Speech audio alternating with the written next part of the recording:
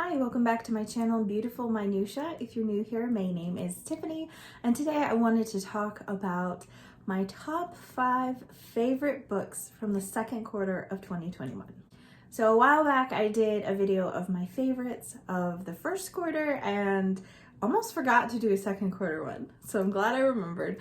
So these are my top books from April, May, and June. I'm just gonna go ahead and go like according to month because that's just kind of a little easier. Since it is July, there are going to be a few of these books that you've heard about recently, since June ended not that long ago. Also, my daughter is listening to music and having a dance party in her room, so I'm hoping that you can't really hear it in the background. But if you hear like thumps or little traces of music, that's what it is. Sometimes you just record when you can record. Okay, so the first book that I absolutely loved that is in my top 5 for the second quarter is Forever or a Long, Long Time by Kayla Carter. This book is about 2 children who are adopted out of foster care. And now their adoptive mother has gotten married and she becomes pregnant. And so that kind of throws them back in the trauma of wondering, like, even though they are permanently adopted now, like, is this really forever? Are they going to love the new baby more than her? And it just kind of resurfaces all this trauma that they have been dealing with. The thing that I absolutely loved about this book is I felt like it gave an unflinching look at trauma in the minds of foster children. So a lot of times, I haven't read a ton of books about foster children, but there are a lot of books about adoption where everything is just like perfect. Adoption is the happy ending and everything's fine after that. You know, that's where the book ends and everything is great. And something I loved about Forever or a Long, Long Time is it just made it very clear that that's not all. You know, just because some of these issues of trauma have been dealt with, there are things that cause those to resurface. Like, those are kind of like coping mechanisms. So it's about a girl and a boy, and the girl's coping mechanism is that she basically has like select mutism, and then the boy hides food. And so those are like 2 ways that they revert back to these issues when they are experiencing something that kind of brings them back to their trauma. So then they're able to kind of revisit their past because they don't remember a lot of their past because they've been so traumatized that a lot of that is like locked away. So they're able to kind of revisit their past, kind of work through things. And even the end of the book is not like this perfect, like, oh, all these issues are gone and everything's great now. I just felt like it was a very realistic look at the trauma that foster care and just adoption in general can cause, and that it's not a perfect road, but it was also still very hopeful. So it wasn't this book that was a downer. Like, it was very hopeful for the future and full of lots of love. And it really impacted me very deeply. It made me cry a lot. So it's hard to say it was a book that I enjoyed because it wasn't like a feel-good book. Even the ending wasn't, although I mean it was a good ending, it wasn't like this feel good, everything's perfect now ending. And so I'm just really thankful for books that give realistic portrayals but still have hope in them. Another book I read in April and absolutely loved was All Things Wise and Wonderful by James Herriot. This is the 3rd book of his that I have read, and I have loved every single one of them. I'm an animal lover and I love like biological science, so you know, like human anatomy kind of stuff, vet science kind of stuff. I love all that kind of stuff. So I really enjoy these books. This book was slightly different in that he has been recruited into the Royal Air Force during World War II. So there are a few stories peppered throughout of him being in the service, but a lot of them are like, the chapters will start out where he's like, I'm in the service and this happened, which reminded me of this thing that happened back when I was, you know, a vet. And, you know, so it still is mostly vet stories. And I just really love James Herriot. Some of the stories just make you laugh.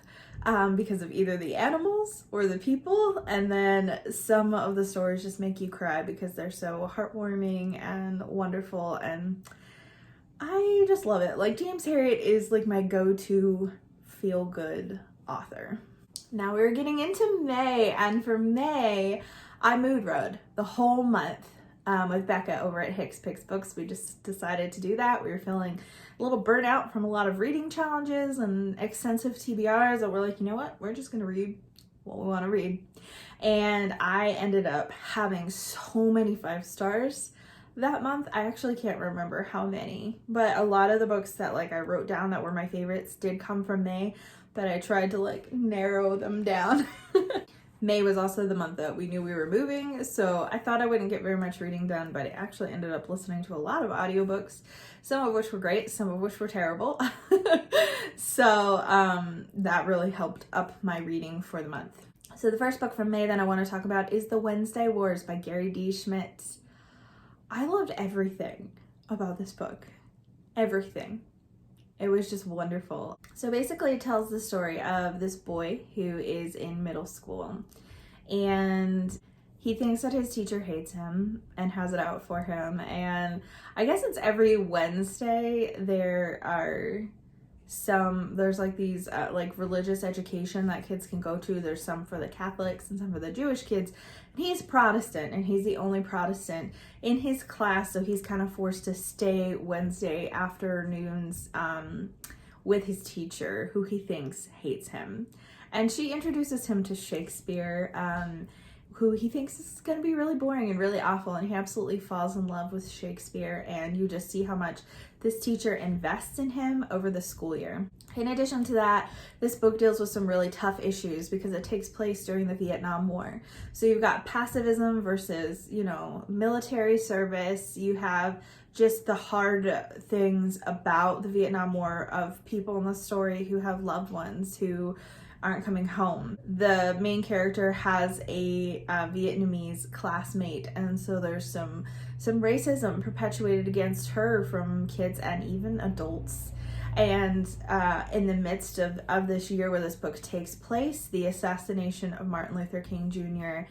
and Bobby Kennedy takes place. And so there's just a lot of like social issues that it's dealing with, as well as like just a lot of lightheartedness that made me laugh out loud and moments that made me cry. And it examines a lot of relationships. The boy has a lot of dysfunctional relationships with his father in particular, and you kind of see that relationship develop, the relationship with his sister develop, and I just loved everything about it. I just loved it so much. It made me laugh and it made me cry, and I actually did listen to this book on audio. I'm not normally a huge audiobook fan, but I was really busy and listening to more audiobooks in May, and so I did listen to this one on audio, and the narrator was excellent.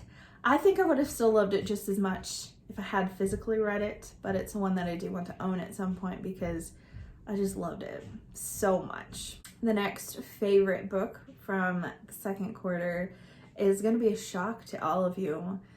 You'll never see this coming. It's Mere Christianity by C.S. Lewis. I'm just kidding. I have talked about this book so much while I was reading it, and then after I finished it, I can't get this book out of my head. I loved it. There just aren't words to express how much I loved this book. I think it is such an important book for Christians. It really goes back to just the basics of what Christians believe, but then it goes much deeper than that.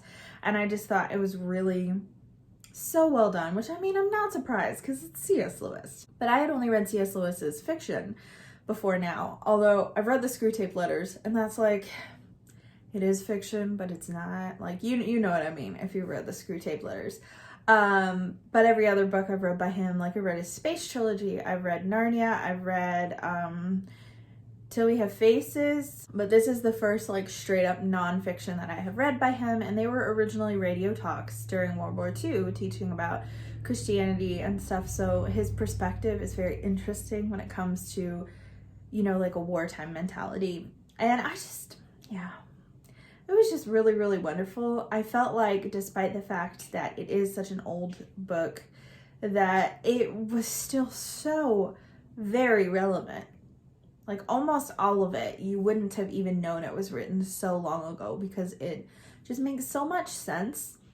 C.S. Lewis has a way of taking these topics and using like metaphors and things to make them make such sense in a way that I had never even thought about them before. And it's just so enlightening to read this book. And another part I loved about it is like he has a lot of humor. So he'll be saying these very serious things and then just like out of nowhere will just drop something and you're just like like just a little snarky remark that you're not expecting because it's like, you know, it's not intended to be a funny book. And so yeah, that made it really enjoyable as well. I would recommend this for anyone to read. I think it's really important for Christians to read, but I would also really recommend it for people who are not Christians to read it because I think that it is just such a good exploration of what Christianity is and kind of like the basis of morality and things like that. So it really does get into, he examines, you know, atheism and other religions and stuff too. And so I just found it a very valuable book. There were a lot of other books from May that I wanted to include, but those were probably my top 2 from May. If I was going to give honorable mentions, I would say both the Dodie Smith books that I read. I Captured the Castle and 101 Dalmatians. Loved both of those like to death. They were wonderful. I'm not really going to talk about them because I said I was going to keep it top 5. And the first quarter I cheated and added a 6th book on there. So I'm trying not to do that, even though I guess by just mentioning those 2, maybe that's cheating. I don't know. Anyways, my last book for my top 5, the second quarter of 2021, is a book that I did read in the beginning of June, and that's The Death of Ivan Ilyich by Tolstoy. This is a teeny tiny little book. It's only about 50 pages. I've already mentioned it multiple times on my channel because it was just, oh my goodness, it's wonderful. A lot of people find Russian literature very intimidating, and I can see why, because a lot of it is incredibly lengthy. And like everyone has a bajillion names. I don't know why that's a thing in Russian culture, but everyone has like multiple names that they're referred to in the book. And so that can make it very difficult to keep up with until you've adjusted to that aspect of it. Once you can get past that aspect, the rest of it really isn't so bad. It's just more the size that's daunting. So if you have been interested in Russian literature, but you're just kind of intimidated by it, The Death of Ivan Ilyich is a wonderful place to start. Like I said, it's only about 50 pages. It's about a man, Ivan Ilyich, and he is just lived a pretty decent life. You know, he's got money, he's married, he has 2 children. He's done pretty well for himself, and then one day he gets sick and he knows that he's dying. His family is in denial and thinks that if he just put his mind to it, listen to the doctors, he'd be okay. And you know, the doctors are trying to give false hope, but like he knows deep down inside that he's dying. So it's basically him coming to terms with the fact that he knows that he's dying. It's him like re-examining his life, and he just has this discontent. And he kind of can't figure out why. He feels like he should be happy. He feels like he has lived a decent life. You know, he can check all the societal boxes of everything that supposedly matters in society, but yet he still just feels like he was missing something all along. And so it's a really great exploration of what does it mean to live a life well. It's a great exploration of grappling with knowing that death is coming, what really makes you happy in life, what comes after. It is just, yeah. For how tiny it is, it packed such a punch for me. Like, I felt like it was so beautifully done and so profound. Like, I've mentioned this before, but after I finished this book, I just like stared at the wall for a while and like couldn't do anything else because it was just so deep and made me feel and think so deeply. And so I just really loved it. So there you have it. There are my top 5 favorite books from the second quarter of 2021. Some of them I'm sure you've heard me talk about a lot. Mere Christianity. and some probably a little less. So I hope you enjoyed like hearing my thoughts on this. And I would love to hear from you in the comments. What were some of your favorite books? I mean, if you could narrow it down to a top one from the second quarter, that would be interesting to hear. I don't know that I could. I mean, again, I guess it would probably be Mere Christianity. But The Death of Ivan Illich is like right up there too. So it would probably be one of those two. But I don't know. I can't narrow things down to like a top one. That's why I had to do 5. Anyway, as always, thank you so much for watching. If you like this video, please hit like and also subscribe, and I will see you again next time.